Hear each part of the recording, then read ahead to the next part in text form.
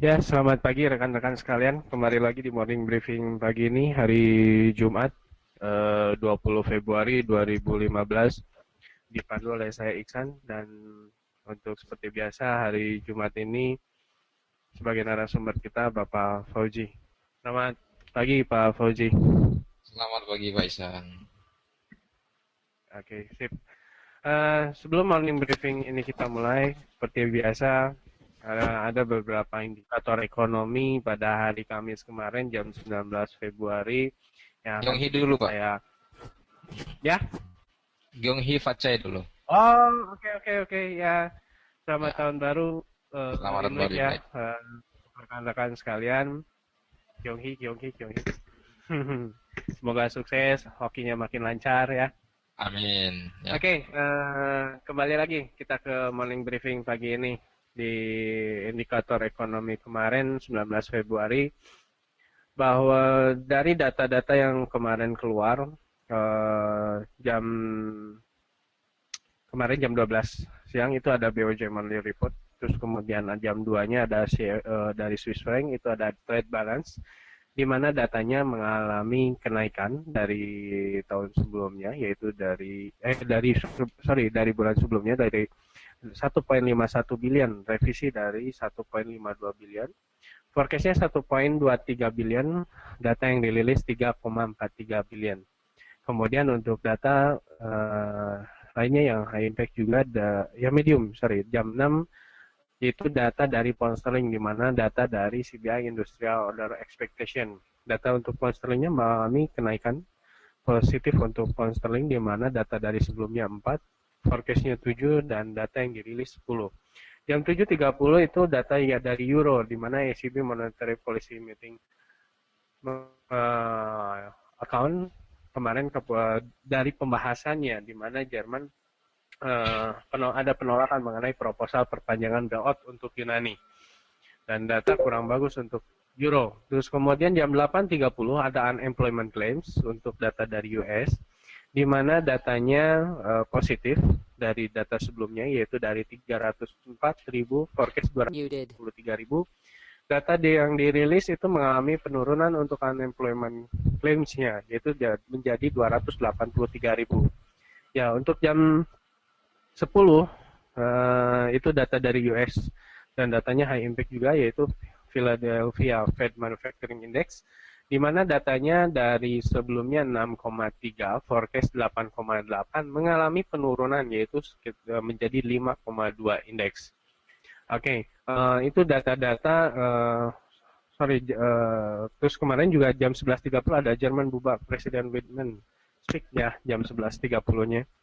Terus kemudian untuk data nanti hari ini, nanti sore tepatnya, jam 3 sore itu data dari Euro, di mana French Flash Manufacturing PMI. Datanya dari 49,2, revisi dari sebelumnya 49,5, forecastnya 49,7. Kemudian jam 3.30 ada data dari Euro, yaitu German Flash Manufacturing PMI. Datanya dari 50,9, revisi dari 51,0, forecastnya 51,8. Kemudian untuk jam 4.30 itu data dari pound sterling, retail sales-nya dari sebelumnya 0,4%, forecastnya minus 0,1%.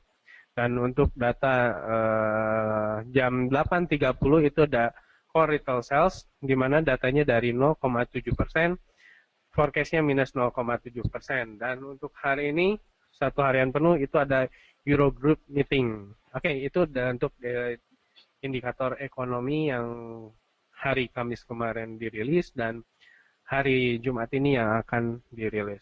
Baik, itu data-data indikator. Dan untuk melihat dari sisi berita, ya tadi saya sempat singgung bahwa banyak dari market itu melihat dari Jerman, yaitu di mana proposal perpanjangan bailout untuk Yunani ini ditolak, dan mungkin bisa berdampak sangat besar untuk pergerakan mata uang euro dan lainnya.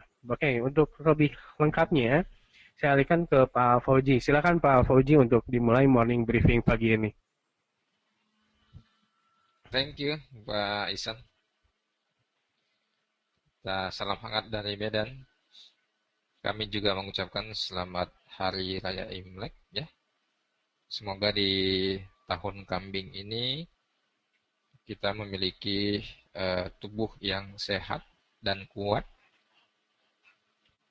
punya banyak uang untuk ditabung dan dideposito, amin. Ya.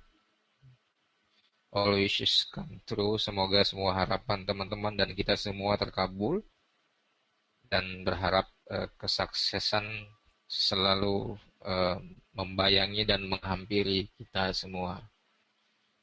Ya, oke. Untuk morning briefing ini, Amin. Amin ya, amin. Ya. Untuk morning briefing ini kita padatkan dulu di fundamental data. Kita ke Jepang dulu. Trade balance Jepang ini mengalami defisit yang melebar, artinya dengan skenario pelemahan atau penurunan defisit neraca anggaran ini, kemungkinan untuk outlook mata uang yen akan melemah ya, terkontinus. Dari data November dan Desember ada minus 893, minus 660. Kemudian masuk di Januari Februari di sini mengalami pelebaran defisit lagi. Tentunya dari average penurunan dan pelebaran neraca perdagangan ini menyebabkan supply and demand untuk mata uang yen-nya ini yen-nya mengalami pelemahan ya. Jadi kemungkinan untuk continuous mata uang yen ini akan berlanjut based on transaksi neraca perdagangan ekspor impor di Jepang. Yang kedua, data yang perlu kita cermati dari Switzerland balance of trade yang paling bawah mengalami angka yang positif turun. Nah, ini positif turun. Nah, ini juga sedikit membuat korelasi yang berbeda dengan yen dan Swiss, di mana kedua mata uang ini pengukur nilai dolar ya. Jadi Switzerland untuk sekarang terus mengalami pelemahan dari sejak penurunan yang terakhir. Secara keseluruhan untuk Switzerland ini mata uangnya cukup eksotik ya, dikarenakan tingkat intervensi dari Swiss National Bank ini sangat aktif dalam kurun 2 tahun terakhir ya.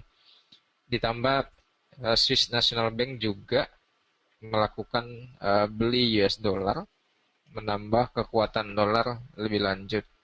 Nah, dari sisi ekonomi, saya kira faktor geopolitik ekonomi yang menyebabkan skenario kebijakan pemerintah dalam mengontrol nilai tukarnya untuk saat ini. Berikutnya kita akan lihat data United States Crude Oil Stock Exchange, Stock Exchange ya. Stok cadangan minyak mentah di Amerika Serikat dari grafik dan tabelnya ini mengalami kenaikan. Nah, penerjemahannya naik pastinya karena ditambah atau dibeli. Nah, ini yang menyebabkan ada transaksi, ada deal transaksi dari 4,87 juta barrel, kemudian meningkat ke 7,72 juta barrel. Ini tentu ada deal penambahan minyak mentah atau transaksi minyak mentah yang mendongkrak harga minyak mentah dari level terendah kemarin 44 poin sekian, sekarang sudah di angka 52. Ya, saya kira untuk tren sejak 2015 ini yang mengalami penurunan dihitung dari awal Januari, ya ini secara gambaran besar masih di atas angka yang positif ya. Tentu kestabilan untuk harga minyak juga akan dalam ranging area wilayah tertentu, nanti kita lihat di analisa teknikal. Kemudian initial jobless claim atau klaim pengangguran untuk bantuan subsidi dari pemerintah. Di Amerika Serikat angkanya mengalami penurunan, ini dipandang bagus, artinya sudah berkurang orang-orang yang minta bantuan ya. Jadi pemerintah Amerika Serikat sedikit lega karena yang minta bantuan dan selama ini sudah bisa membantu dirinya sendiri. Nah, ini dalam dunia ekonomi bagus. Tentu ada sentimen yang positif di Amerika Serikat, di mana bursa tenaga kerja di sana ini mengalami pertumbuhan yang cukup baik. Oke, untuk data ekonomi hari ini, teman-teman sedikit menyita waktu nanti di jam 3 dan jam 3.30 waktu Indonesia bagian Barat. Kemudian di jam 4.30 sore waktu Indonesia bagian Barat. Dan dari pergerakan oil tentunya di jam 8.30 malam dari Kanada, ini akan mempengaruhi pergerakan mata uang Kanada dan pergerakan minyak. Untuk detail ini saya kira nanti kita dari news dan technical kita akan lihat dulu pertama sekali dari mata uang Aussie. Nah, ini mata uang Aussie, tren yang kita deteksi adalah bearish. Data dari Monex News Daily Report ya. Analisa teknikalnya bearish untuk angka tengah Aussie di 0,7796 atau di 0,7800. Ya, kita lihat grafiknya dulu. Ya. Ini adalah Aussie, angka tengahnya 0,7800 ya. Kita catat dulu pelan-pelan untuk analisa teknikal. Untuk di Aussie ini angka tengahnya 0,7796 atau di 0,7800. Support 1, support 2 dan support 3 di sini 0,7750 ya. 0,7750 berarti sangat tipis sekali pergerakan di daily. Kita akan lihat di time frame 4 jam ya.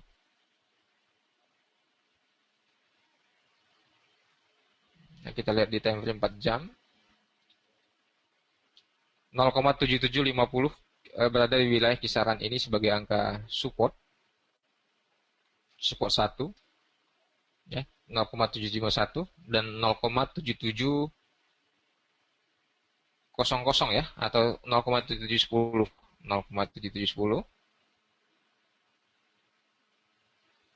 Nah, ini dan support 3 di 0,762. 0,7762.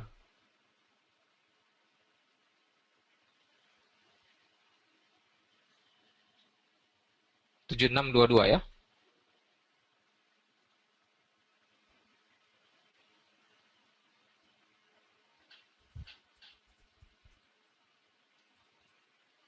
Oke, nah dari daily time frame market masih berpola sideways walaupun ada formasi kenaikan lower high di sini, garis titik low di sini yang meningkat. Namun karena dari analisa teknikal Monex ini mengalami penurunan atau bearish,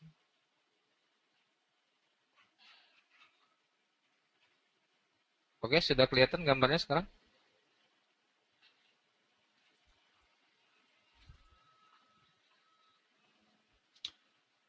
Dari Aussie sendiri, analisa teknikalnya adalah bearish ya. Teman-teman semua ada skenario untuk posisi sell untuk di Aussie dengan pilihan harga di resisten 1 0,7838, resisten 2 di 0,7883 dan 0,7970 untuk posisi sell limit di Australian dollar. Kemudian dari USD Japanese Yen yang juga masih trennya bullish atau uptrend, maka skenario trading plan kita adalah buy on support atau melakukan action plan buy on the spot dengan batasan stop loss di support 3 117.35. Ada 150 poin untuk batasan stop loss ya, dengan target resisten 3 maksimum di 120.35. Nah, untuk di Nikkei trennya juga bullish, target maksimum di 18.675 dengan batasan support strong di support 3 di 17.955. Untuk di gold ini skenario-nya adalah bearish dari analisa teknikal Monex News. Rekomendasi kita teman-teman semua untuk hati-hati dengan counter trend yang bisa terjadi dari emas secara tiba-tiba. Nah, untuk di oil juga masih formasi sideways, oleh karena itu Anda bisa dengan mudah dan nyaman untuk memutuskan formasi beli atau jual di level support 1, 2, 3 atau resisten 1, 2, dan 3 dengan tetap mengacu pada basis tren yang terjadi dari analisa daily.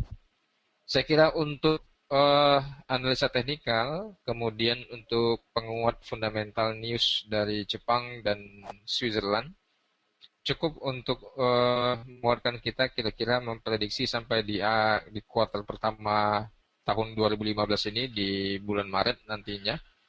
Untuk news di Jerman yang menolak dari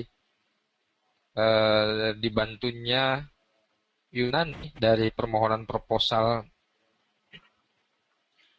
Perdana Menteri Yunani ya dari beberapa negara blok Euro, Jerman lebih dominan bersuara untuk tidak menyetujui program itu.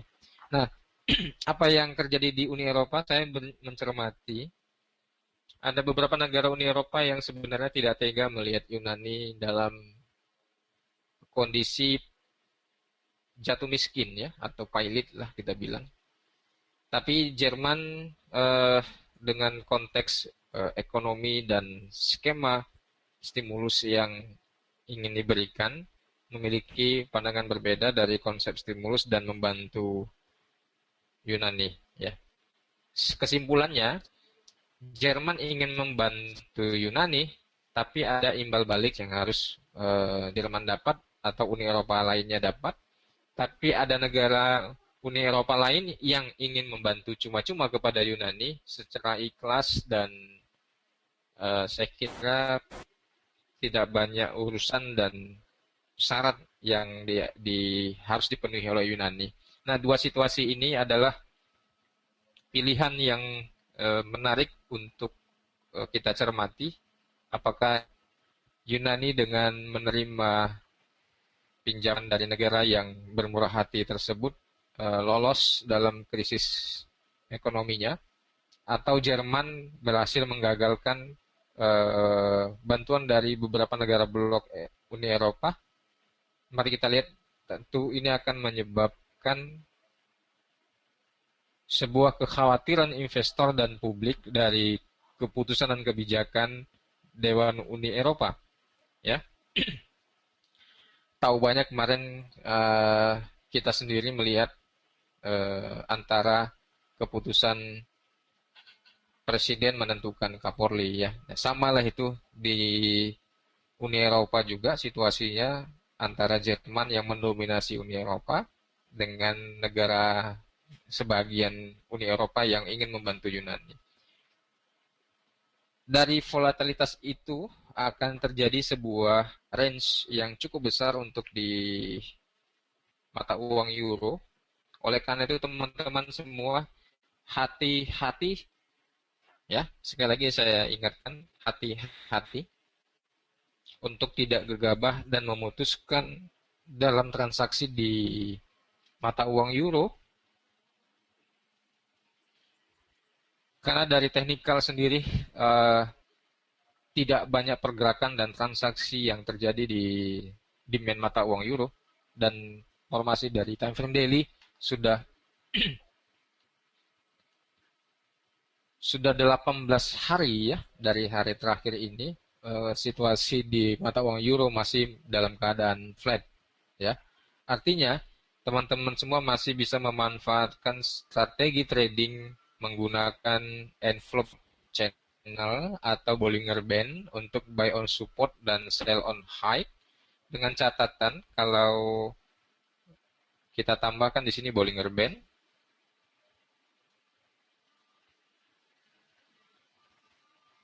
ya. Nah, informasinya sudah menyempit. Kesimpulan yang bisa kita ambil dengan menggunakan analisa ini ya, dengan menggunakan market data ya di sini.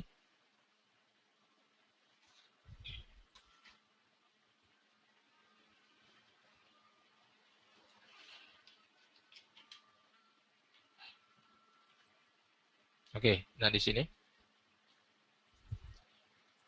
dari harga cek satu yang saya tandai di sini ya, dari cek satu di sini yang saya tandai.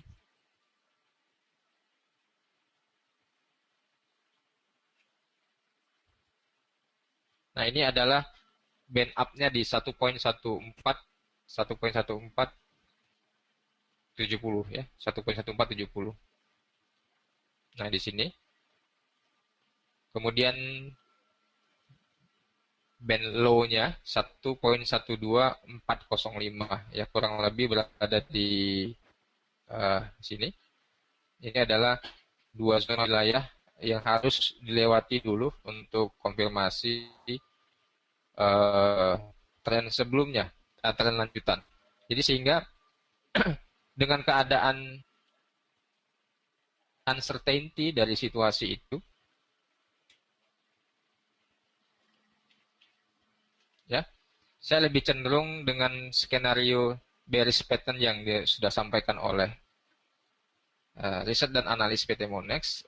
Untuk euro adalah bearish, maka rekomendasi terbaik untuk teman-teman semua menempatkan posisi sell limit di sini ya, penempatan sell limit di garis upper band di sini ya, boleh kita katakan skenario sell limit di sini. Oke, di garis upper band 1.14250-an di sini.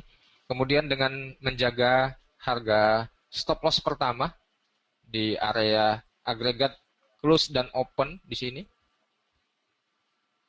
Nah, ini sebagai batasan stop loss untuk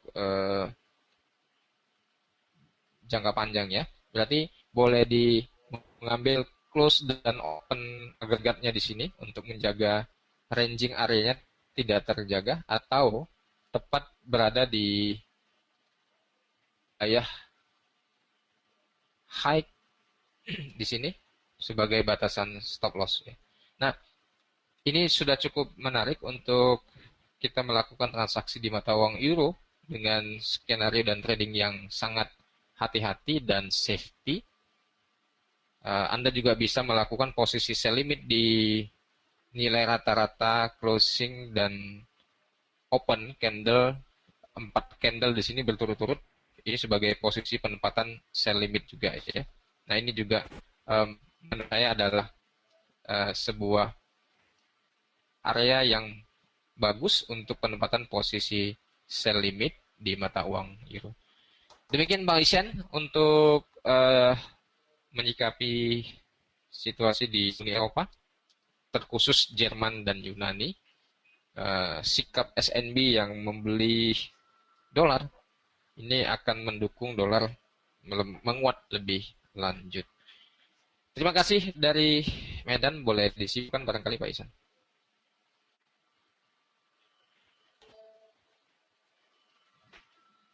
Selamat pagi Pak Fauzi. Karena terlambat saya ini. Saya mengamati pergerakan dari euro juga terlihat masih terus didominasi oleh berita Yunani. Kemudian berita-berita yang kita tunggu mengenai masalah kebijakan ECB untuk kebijakan tingkat suku bunga ternyata tertutup oleh berita Yunani. Saya kira terjadi fluktuasi tanggal 28 yang merupakan jangka waktu maksimal untuk bantuannya habis untuk Yunani, kemudian juga bargain power Yunani terhadap negara-negara Eropa atau ECB juga sudah mulai lemah dikarenakan kebijakan terakhir yang kita baca bahwa mereka meminta bantuan 6 bulan ke depan, paket 6 bulan ke depan yang bukan merupakan merupakan kebijakan yang akan diambil secara jangka panjang. Jadi mereka inginkan adalah pola bantuan yang lama dengan tidak memperketat anggaran dengan jumlah yang sama. Saya kira juga itu merupakan hal yang sulit untuk disetujui oleh ECB sendiri, dan hal ini untuk sementara waktu membawa akibat terhadap pergerakan euro dalam keadaan stagnan. Memang betul cukup berbahaya apabila kita memasuki posisi yang risiko di euro dolar di tengah-tengah dalam keadaan sideways disebabkan lonjakan harga yang akan terjadi setelahnya, yaitu nanti sesudah tanggal 28. Saya kira pantauan kita untuk sementara waktu pada akhir Februari ini harus terus ditingkatkan untuk pergerakan atau fundamental di euro. Begitu Pak Fauzi. Ya, betul Pak Andi. Jadi kalau teman-teman semua tidak bisa berpindah ke lain hati selain euro dolar, Anda perlu tahu juga bahwasanya kesempatan itu bukan prinsipnya bukan khusus di mata uang euro, di pound sterling ya. Karena ada tingkat risiko dan volatilitas yang cukup tinggi di euro, sebenarnya kita bisa mengambil kesempatan profit di mata uang dolar yen di sini, karena outlook fundamentalnya juga sudah cukup jelas. Ditambah lagi formasi kekuatan dolar terhadap yen sedang berada di level upper room sini, boleh kita katakan ya. Ini zona hijau lah ya, zona positif. Kemudian di bawah ini adalah zona negatif. Nah, yang menarik ini Pak Dwi, dari fundamental dan outlook based on technical ya, kita lihat ada formasi double bottom di sini, kemudian resistance strong di 121. Tentunya kalau ini dilewati, ini market akan tidak lagi takut, tapi akan terus mengakumulasikan posisinya ya. Nah, ada wave di sini yang perlu teman-teman pahami. Wave dari swing low di sini dan swing high di sini yang bisa kita jadikan basis analisa teknikal. Kemudian kita lakukan perhitungan Fibonacci retracement-nya di sini. Nah, di sini adalah wilayah 38, 50, dan 61. Artinya ada tingkat resiko yang terukur pertama sekali adalah zona lower room, di sini bottom room, wilayah negatif di 116.70-an. Seandainya kita melakukan aksi buy sekarang, ini tingkat resikonya masih 200 poin ya, 200 poin berarti $2.000. Anda tinggal bisa menentukan skenario jangka pendek. Nah, untuk jangka panjang sendiri, pada saat memasuki wilayah zona negatif dengan data fundamental yang trade balance Jepangnya tadi juga terus melemah dikarenakan harus dipompa lagi supaya defisit neraca anggarannya tinggi, ini ekspor harus digenjot lagi tentunya. Volatilitas ini yang menyebabkan ekspektasi semua trader adalah bullish untuk dolar terhadap yen. Nah, target 123 ke atasnya, saya kira ini dengan mengukur Fibonacci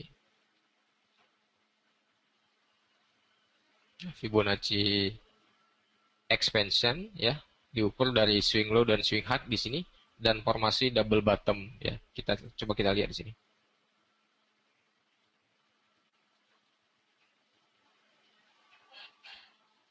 Oke. Nah, 61,8%, target pertama yang menjadi incaran dari analisa teknikal itu adalah di 125,80-an. Nah, ini yang paling menarik. Jadi teman-teman semua bisa mengkombinasikan dengan apa yang ada di Monex News.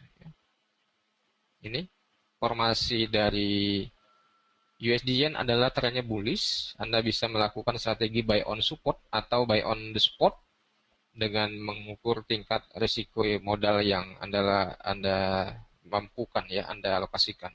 Dengan target pertama di target ketiga di sini 120,35 untuk USD Yen. 120 berarti masih berada di wilayah kisaran resisten. Teman-teman semua, dengan tingkat risiko dan volatilitas di euro bukan berarti Anda tidak bisa mengambil kesempatan di pair lainnya. Terima kasih Pak Adi, salam hangat dari Medan, saya kira demikian. Terhadap dolar yen, saya kira poin untuk pergerakan rata-rata average true range yang terjadi untuk harian perlu diketahui saat ini masih berkisar ke 997 poin. Jadi rata-rata untuk pergerakan di dolar yen sendiri masih dalam keadaan stagnan, masih dalam bentuk range.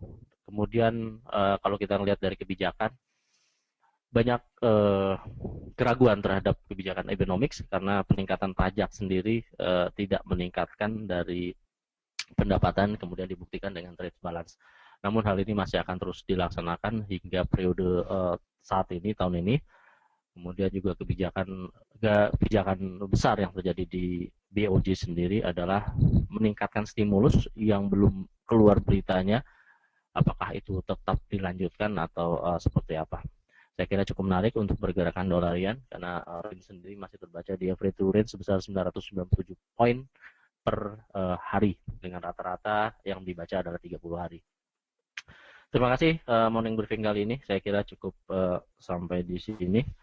Semoga seluruh informasi dapat dimanfaatkan semaksimal mungkin untuk memberikan informasi ke calon nasabah atau ke nasabah.